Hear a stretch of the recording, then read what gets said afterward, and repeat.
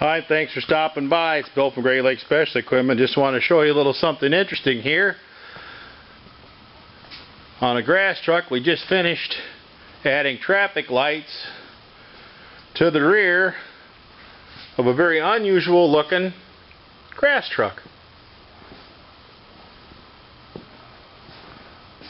To the end where we pan over to their walk-in rescue where we just finished adding the red and white chevron traffic lights to the rear of this truck.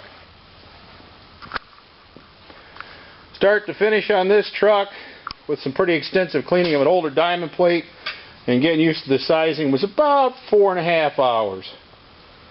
So I'd have to add up the squares and get back to you, but there you go, folks. Thought I'd give you a quick look-see.